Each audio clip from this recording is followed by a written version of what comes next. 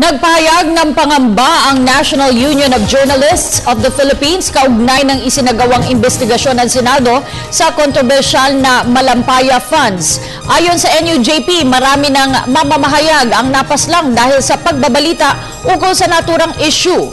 Ang ulat mula kay Aya Macalma.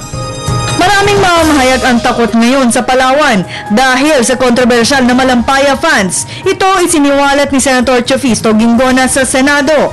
Para sa National Union of Journalists of the Philippines o NUJP, dumadami rin ang namamatay na mamamahayag kapag ang Malampaya Funds na ang tinatalakay.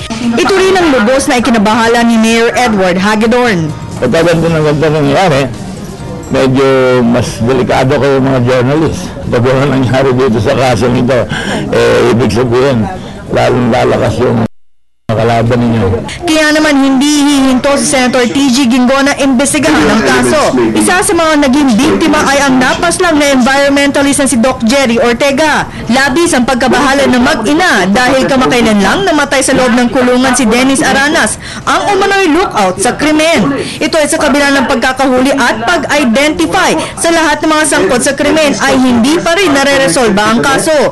Kaya naman apela na mag-ina sa pagdinig kanina sa Blue Ribbon Committee sa Senado na magkaroon na ng hustisya sa pagkamatay ng kanilang ama na 2 taon nang nakakalipas. Impunity po ay patuloy pa rin umiiral at hindi pa rin po napaparusahan ang mga nagkasala, lalo na po kung sila ay may influensya at may kaya.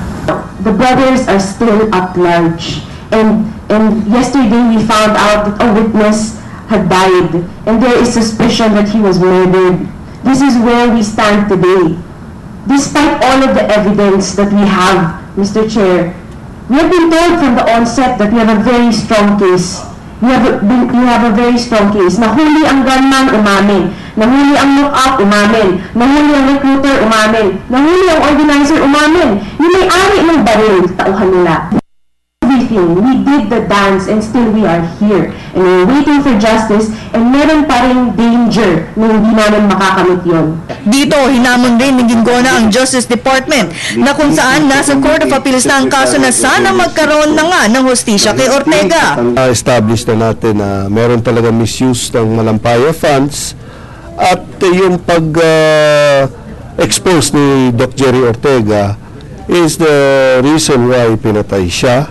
Up to now, the people of Palawan, the family of Doc Jerry, and the people of the Philippines are waiting for justice. Sa pagdinig ng Malampaya Funds, kumbinsido ang senador na mayroong korupsyon na bilyong-bilyong piso ang inilaan para dito noong panahon ng Arroyo government. Ang Malampaya ay isang gas reservoir na matatagpuan sa isla ng Palawan. Para sa Telebisyon ng Bayan, Aya Macalma.